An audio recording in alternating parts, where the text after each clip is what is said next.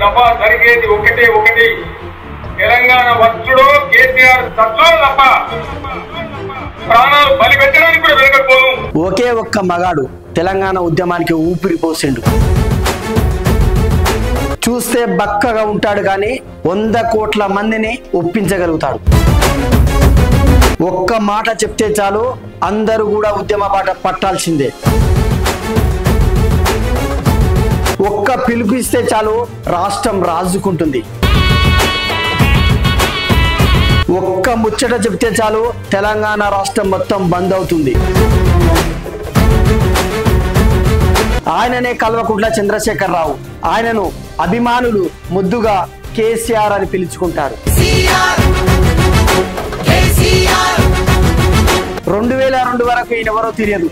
4.5 కోట్ల మందిలో తనొక్కడు. ఒకటే ఒక ఆలోచన, ఒకటే ఒక ఆవేదన, ఒకటే ఒక ఆశ. కేసీఆర్ చచ్చుడో తెలంగాణ వచ్చుడో. దీక్షా దివాస్ పూర్తయి నేటికి 16 సంవత్సరాలు. ఒక్కసారి ఈ వీడియో ద్వారా ఆ రోజులు గుర్తు చేసుకుందాం.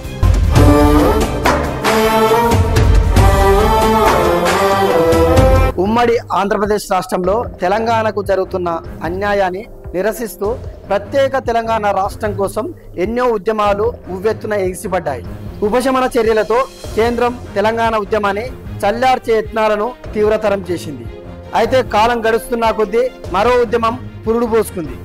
ప్రత్యేక తెలంగాణ రాష్ట్ర సాధనే ధ్యేయంగా ఏర్పాటైన తెలంగాణ రాష్ట్ర సమితి స్థాపకుడు కేసీఆర్ మలిదశ తెలంగాణ ఉద్యమానికి తెరలేపాడు. తెలంగాణ వచ్చుడో కేసీఆర్ చచ్చుడో అన్న నినాదంతో 2009 నవంబర్ 25వ తేదీన ఆమరణ దీక్షకు పిలుపునిచ్చాడు. 2009 నవంబర్ 29న కరీంనగర్లోని ఉత్తర తెలంగాణ భవన్ నుంచి సిద్దిపేట దగ్గర రంగదాంపల్లిలో ఏర్పాటు చేసిన దీక్షా స్థలం వద్దకి బయలుదేరిన కేసీఆర్ వాహనంను కరీంనగర్ మానేరు బ్రిడ్జి సమీపంలోనే అలుగునూరు చౌరస్తాలో పోలీస్ బలగాలు, రిజర్వ్ పోలీస్ బెటాలియన్లు చుట్టుముట్టారు. వాహనం నుంచి బలవంతంగా దించివేయబడ్డ కేసీఆర్ రోడ్డు మీదే ధర్నా చేస్తుండటంతో ఖమ్మం జైలుకు తరలించారు. ఆ జైల్లోనే తన దీక్ష ప్రారంభించాడు. డిసెంబర్ 1న నేను లేకున్నా ఉద్యమం నడవాలి అని కేసీఆర్ ప్రకటించాడు. డిసెంబర్ 2న పార్లమెంట్లో అద్వానీ ఈ దీక్షను ప్రస్తావించారు. ఆరోగ్యం క్షీణించడంతో డిసెంబర్ 3న కేసీఆర్ ను హైదరాబాద్ లోని నిమ్స్ కు తరలించారు. తెలంగాణ వస్తే జైత్రయాత్ర లేకుంటే నా శివయాత్ర అని నిమ్స్ నుంచే కేసీఆర్ ప్రకటించాడు. 4న రక్తంలో పొటాషియం, సోడియం తగ్గడంతో కేసీఆర్ ను అత్యవసర వైద్య విభాగానికి తరలించారు. కోమాలోకి పోయే ప్రమాదం ఉన్నదని వైద్యులు హెచ్చరించారు. ప్రజలు మెచ్చే ప్రకటన చేసే వరకు తన దీక్ష, తెలంగాణ ప్రజల ఆందోళనలు కొనసాగుతాయని కేసీఆర్ ప్రకటించాడు. 5న వెంకటస్వామి, చిరంజీవి, చంద్రబాబు నాయుడు, కాంగ్రెస్ ఎంపీలు కలిసి దీక్ష విరమించాలని కోరినా కేసీఆర్ నిరాకరించాడు. పార్లమెంట్ లో తెలంగాణ బిల్లు పెడితేనే విరమిస్తానని చెప్పాడు. దాంతో రాష్ట్ర రాజధాని ఫ్రీ జోన్ కాదని, అసెంబ్లీలో తీర్మానం పెడతామని, కేసీఆర్ పై కేసులు ఎత్తివేస్తామని ప్రభుత్వం ప్రకటించింది. డిసెంబర్ 6న అసెంబ్లీలో 14F ను రద్దు చేస్తూ తీర్మానం చేశారు. కేసీఆర్ ఆరోగ్యం క్షీణిస్తుందన్న సమాచారంతో తెలంగాణలోని పలు చోట్ల నిరసనలు వెల్లువెత్తాయి. బంద్లు జరిగాయి. ఎటు చూసినా జై తెలంగాణ నినాదమే వినిపించింది. వరుస బంద్లతో బస్సులు, రైలు స్తంభించిపోయాయి. లాయర్లు, ఇంజనీర్లు, మేధావులు, రాజకీయ నాయకులు, ఉపాధ్యాయులు, విద్యార్థులు ఇలా 4.5 కోట్ల మంది ఒకటయ్యారు. ఈ విధంగా కేసీఆర్ దీక్షా దివాసులు చేపట్టాడు. 2009 నవంబర్ 29న ఎప్పుడైతే కేసీఆర్ ఈ నిర్ణయం తీసుకున్నాడో అప్పుడు సమైక్యవాదుల చేతుల్లో తెలంగాణ ప్రజానీకం ఘోరంగా ఇబ్బందులు పడుతుందని కేసీఆర్ భావించి ఈ విధంగా దీక్షకు ఆయన నిర్ణయం తీసుకున్నాడు.